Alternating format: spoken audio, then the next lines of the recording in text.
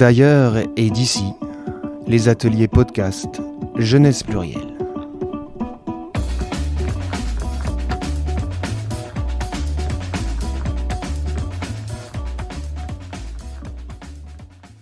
La Grange aux Belles, c'est un centre Paris-Anime. Donc c'est un équipement de la ville de Paris qui est géré par la direction de la jeunesse et des sports. Et c'est un équipement en fait qui est ouvert à tout le monde.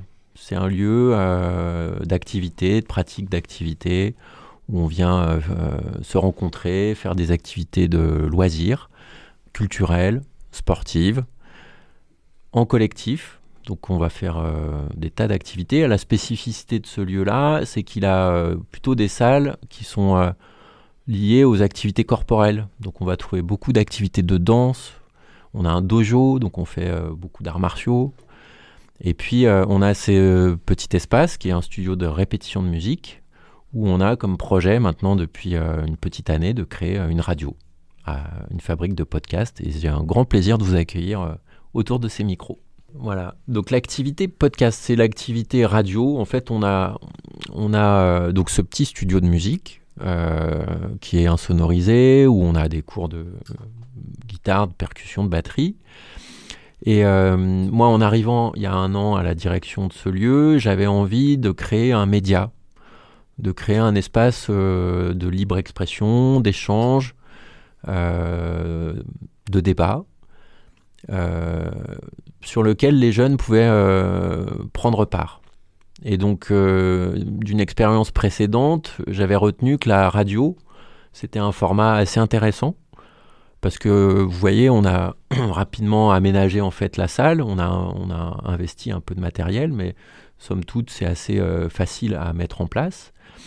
Et ça permet de le démonter et que le studio retrouve son activité. Puis c'est surtout un média qu'on peut amener sur le terrain.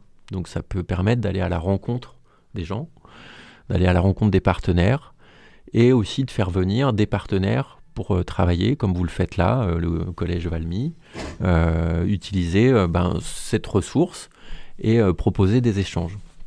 Donc ce projet de fabrique de podcasts et de radio, j'espère, on en est dans les balbutiements, c'est le tout début, qu'à terme, ce soit quelque chose de repéré, que les jeunes comme vous, ça vous plaise, et que vous vous empariez de cet outil-là pour venir parler de sujets, de sociétés qui vous tiennent à cœur, créer des contenus sur des thématiques qui vous animent, pour pouvoir les mettre en ligne, les partager avec vos amis, vos collègues, vos familles, d'autres adultes.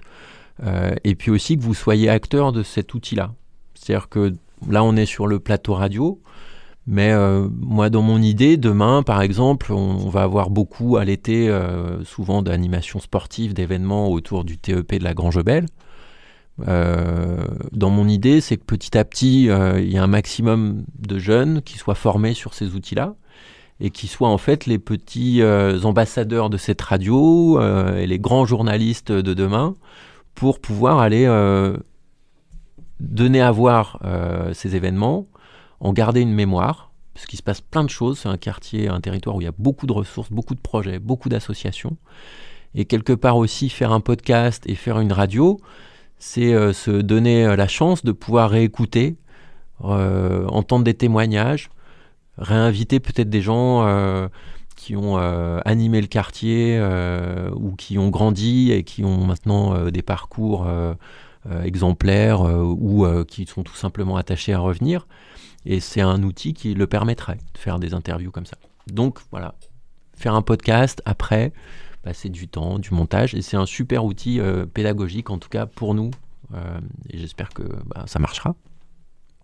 C'est un quartier qui est très chaleureux, très accueillant, très vivant, beaucoup de familles, beaucoup d'énergie, une jeunesse très présente, et une bonne mixité aussi, culturelle, de tous âges aussi. On a vraiment ce que j'ai tendance à dire aujourd'hui, c'est que c'est une ville dans la ville.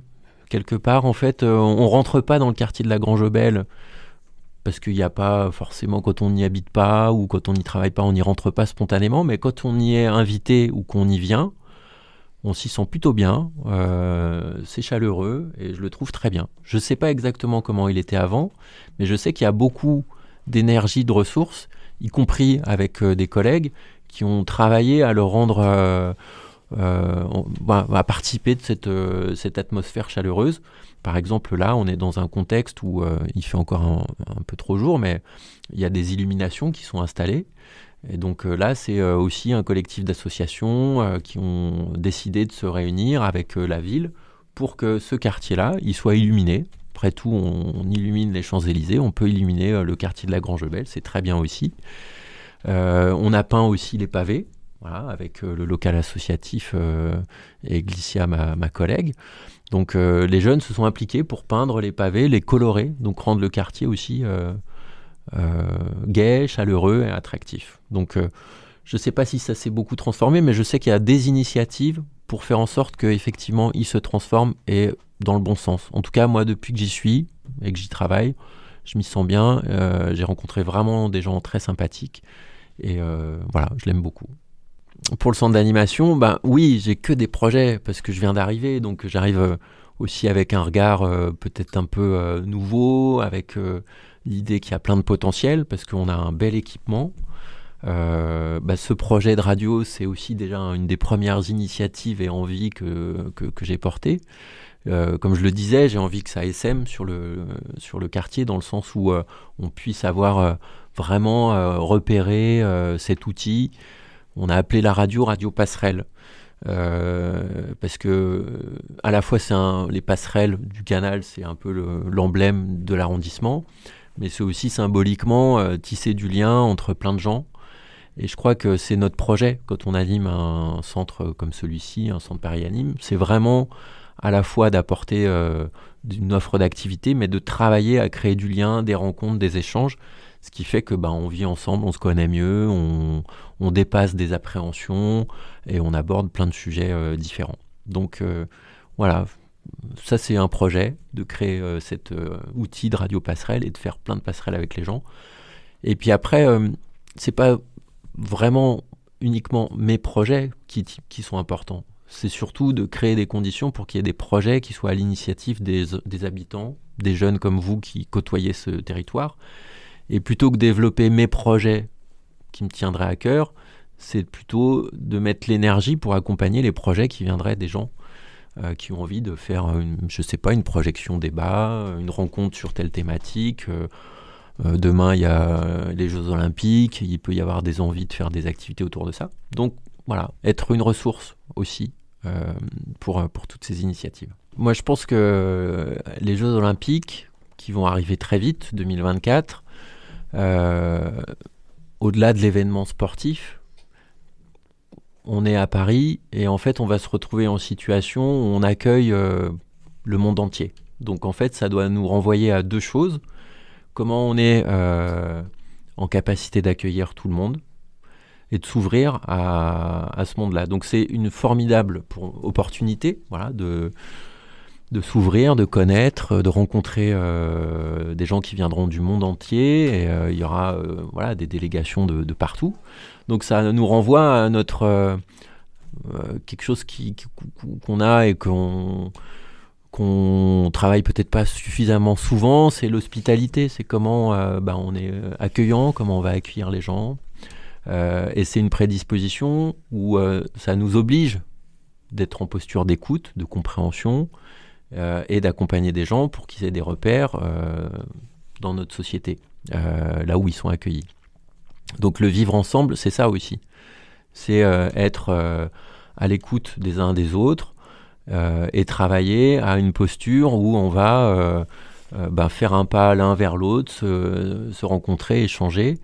Et ça permet d'aborder plein de thématiques. Donc quand on a un événement comme ça qui est planétaire, c'est l'occasion de remettre en débat à la fois notre capacité d'accueil, ce qu'on souhaite faire, de porter nos projets, des idées, et puis d'être à l'écoute et dans le dialogue avec le monde qui vient et qu'on accueille. Donc c'est une super opportunité. Et puis voilà, tous ces moments où on pourra s'engager aussi. Voilà, s'engager autour de l'événement, autour de ces accueils-là. Voilà, il y a plein de choses où on va devoir montrer qu'on est une ville accueillante et que chacun, on a à cœur de faire en sorte que tout se passe au mieux, quoi.